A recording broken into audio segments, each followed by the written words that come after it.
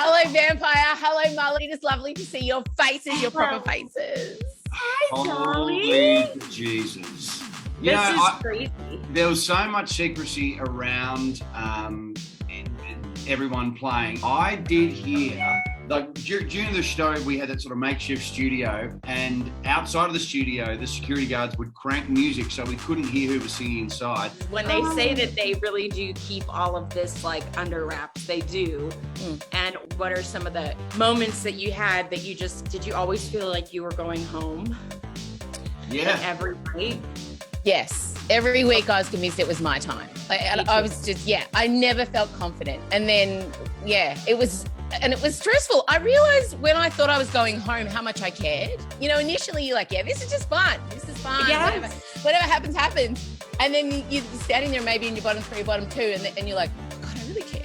I might cry. Yeah. I think I want to stay. Totally. Yeah. Did any of you, like, on camera and they kept it in, fall?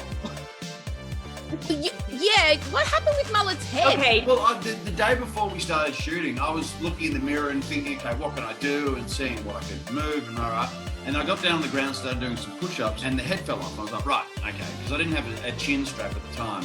And I thought, well, I obviously can't do push-ups. And then on the day we were filming, and then the producer's in my ear going, can you do some push-ups? And I was like, no, don't, the head's got to come off. And then Osher goes, Mullet, let's do some push-ups. And I was like, and one way, guys. And then the shoulders just kind of popped the helmet off, and then luckily turtled up and did a little bit of jiu-jitsu. So good. It was, that was such good television. But like the stress of you like putting your head into like that. Oh man, that made me laugh so hard. Being in the mullet costume, I have never sweated more in my life. It was like doing 7 Bikram yoga classes at once. I thought I was going to get like a skin infection or something because there was so much like Pynoclean and spraying wire and disinfectant. And I was just stinking. It was getting browner and the stench was getting pretty wicked. And so I was thinking, right, I'm going to start bloody peeling or something. Anastacia, has there been like a job that you've done that has been technically harder? Would you say physically this has been one of the most demanding jobs you've done? With singing, yes. I did Strictly Come Dancing, and that's hard. I think that's way more difficult because it's all about something I don't know. With this particular competition, it was really a competition between me and the vampire. Like there wasn't anybody else in.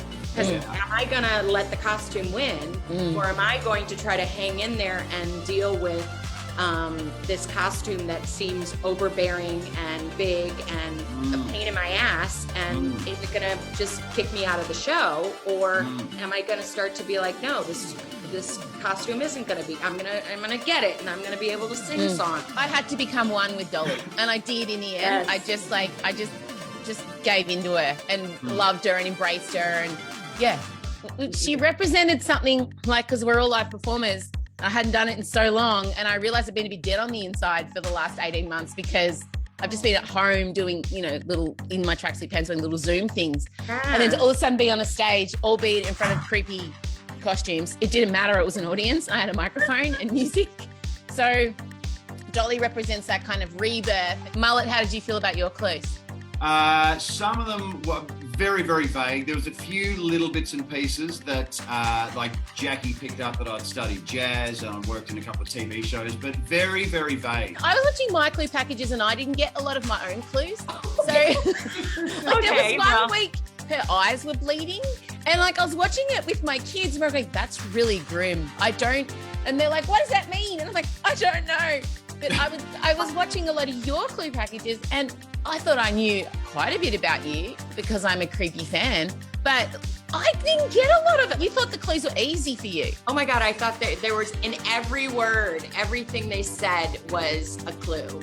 From the word epic, I was on Epic Records. Like, if you really are a fan, you might end up knowing, a lot of the words they used. Because I know me, I could see all of these very obvious clues, but it's kind of interesting. Look at Jackie not even knowing that her mate from the radio station, Clyde, is his name?